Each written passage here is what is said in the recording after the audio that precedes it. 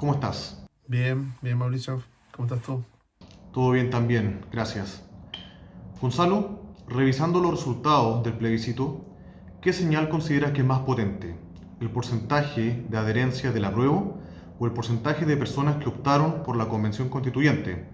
Quizás como castigo indirecto a los congresistas actuales. ¿Existe realmente algún sector que pueda, a tu juicio, capitalizar este resultado? Yo creo que el mensaje más potente de todo es el de avanzar hacia un proceso constituyente, ¿ah? Por lejos, el más significativo. Sobre todo porque la manera en cómo lo vimos expresarse el día domingo, lo vimos expresarse lleno de esperanza. Había mucha esperanza desde el minuto en que las personas concurrieron a votar, se movilizaron y esperaron tranquilamente, de manera muy republicana, incluso en la celebración posterior, ¿no es cierto? De una celebración tranquila y bastante contrastada de respecto de la violencia a lo que fue el 18 de octubre.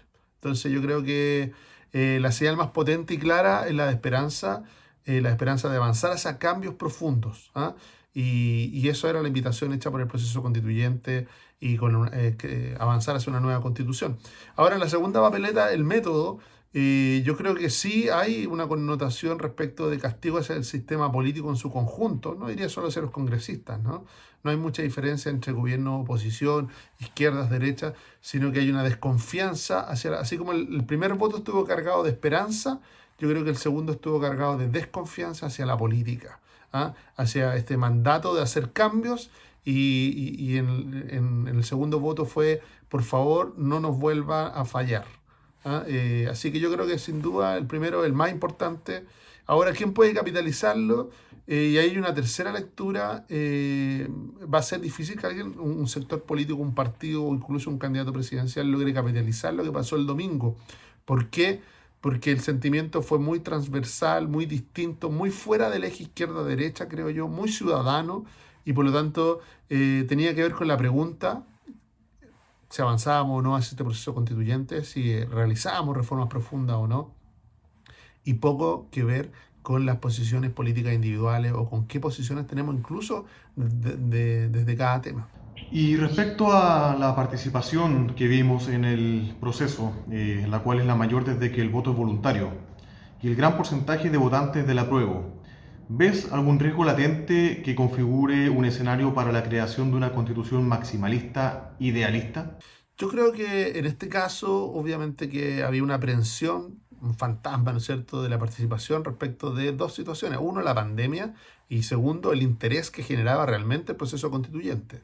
Yo creo que respecto a la pandemia, ese fantasma desapareció completamente el día domingo porque fue a votar el 50,9% de los chilenos y por lo tanto quedó registrada como una de las mayores participaciones con voto voluntario, eso sí. ¿Ah? Desde el 2012 hasta ahora, sí, es la que han votado más chilenos de manera voluntaria. Pero esta segunda clave, que sea desde el voto voluntario, también nos ayuda a entender.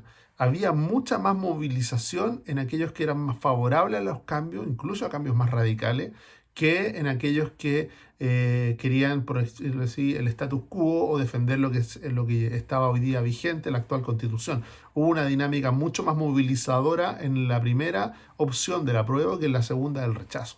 Y eso generó, yo creo que también, que entraran muchos jóvenes a votar, es lo que vimos también ese día domingo, muchos jóvenes votando. Y cuando uno hace el análisis de las mesas se dio cuenta que mucho adulto mayor se quedó fuera de la votación, no participó. Entonces, si bien tuvimos un aumento relativo, pasamos de el 2017 un 49%, ahora un 50,9%, casi 2 puntos porcentuales más, eh, lo realmente significativo va a ser de leer de que entraron muchos jóvenes a votar por primera vez. La magnitud va entre 300 y 600 mil jóvenes y también salieron una cantidad muy relevante de adultos mayores. Se está hablando también de entre 300 y 400 mil personas que salieron y no fueron a votar y que sí habían votado antes en las elecciones. Entonces, ese ajuste es el que nos va a permitir qué tipo de conversación tenemos, porque ahora en abril junto con elegir los constituyentes, que son van a ser los claves para ver qué tipo de conversación vamos a tener en este proceso, si es más moderada o más extrema, coincide con la elección municipal, que es la de más baja participación. Yo creo que va a ser más alta la participación por el componente constituyente, pero todavía no sabemos qué tan más alta va a ser. El segundo factor es que a diferencia de este plebiscito que era bipolar, había dos opciones. Aquí vamos a tener múltiples listas compitiendo y además cruzadas de distinta manera. O sea, va a haber varias listas de alcalde, varias listas de constituyentes, no siendo las mismas necesariamente, y varias listas también de concejales. De hecho, en el caso, por ejemplo, de Chile Vamos, va a tener una lista de constituyentes, una lista de alcalde, pero tres listas de concejales. Y lo mismo ocurre en el centro político, lo mismo va a ocurrir en la izquierda. Y por lo tanto, hay ahí algún riesgo también de mayor confusión, no sea tan nítido la manera de votar como si se produjo en el plebiscito entre el apruebo y el rechazo. Bueno, y ahora se viene, como tú dijiste, una agenda 2021 cargada en lo político y ya pasamos un hito relevante en este proceso. ¿Crees tú que el camino institucional ya le ganó a la protesta, desorden en la calle y fuego cruzado en el Congreso? ¿Cómo ves el espectro político y el escenario de volatilidad de cara a la elección de los constituyentes? Yo creo que son fenómenos independientes. Vimos una gran fiesta republicana, democrática, pacífica el día domingo, mayoritaria, ¿no es cierto? 7,5 millones de personas yendo a votar, pero los fenómenos de violencia están ahí, son más radicalizados, no tienen la misma legitimidad social que tuvieron el año pasado, pero siguen ahí presentes y hay grupos políticos que siguen apostando por la violencia como un método de acción política. Al mismo tiempo, el Congreso también parece no haber leído lo que pasó el domingo, sino que siguen su propia dinámica. En mi opinión, es una dinámica bastante más radicalizada en términos de opciones, buscando también su propia legitimización.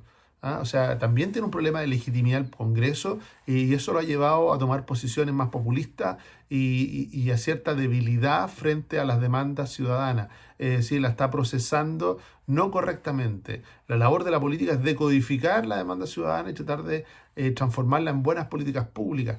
Pero hoy día básicamente lo que se grita en la calle se transforma en ley perdiéndose gran parte de ese rol, el rol político de la decodificación. Pareciera no entender el Congreso que entre menos decodifica, entre menos elabora, entre menos traduce lo que se grita en la calle y finalmente se traduce en ley, menos valioso su aporte, menos significativo también es su rol y más difícil es que se vuelva a legitimar. ¿Y cuáles son a tu juicio las claves a futuro para entender si este proceso va por el camino correcto? ¿Qué tenemos que fijarnos de acá a abril y posteriormente en lo que queda del proceso constitucional? El sistema político chileno está viviendo un proceso de fragmentación muy fuerte. ¿Ah? Hasta hace poco, hasta hace 5 o 6 años atrás, había dos partidos que representaban a la centro-derecha chilena, hoy día ya hay 4, van camino a ser 5. La izquierda chilena hace 5 o 10 años atrás era representada por 5 partidos, hoy día ya hay 20 fuerzas políticas distintas y algo parecido ocurre en el centro. ¿Ah? Esto está influenciado básicamente por el sistema proporcional con el cual se elige la Cámara de Diputados. Exactamente el mismo método que vamos a usar para elegir a los constituyentes. Y por lo tanto uno tiende a pensar de que también el proceso constituyente se va a ver muy fragmentado, muy fragmentado. Una segunda característica de ese sistema que es muy pro partido. ¿Ah?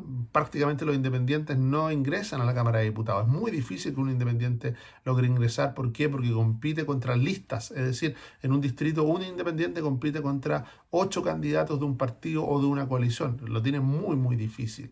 Se ha tratado de moderar eso para la elección constituyente, permitiendo listas de independientes, pero ya formar una lista de independientes también se vuelve un proceso bastante complejo, difícil de ejecutar, y eso amenaza con que si no son los partidos los que ingresan independientes en sus listas, prácticamente vamos a tener una convención constituyente, una convención constitucional muy parecida a nuestro Congreso, y el temor de muchos es que reproduzca los mismos problemas: fragmentación, polarización. En la medida que haya más independientes, ¿por qué se favorece lo de los independientes? Porque los independientes son personas que en general van a tender a cambiar de opinión o están más adecuados para convencer y ser convencidos. No tienen que estar respondiéndole a posiciones políticas ni permanentes ni históricas de cada uno de los sectores, de cada uno de los partidos. Por eso es que se favorece mucho que haya una representación de independientes dentro de la Convención Constituyente, y además va en sintonía con ese sentimiento antipartido o antipolítica que vimos reflejado también en el propio plebiscito. Perfecto, Gonzalo. Muy interesante el análisis. Muchas gracias.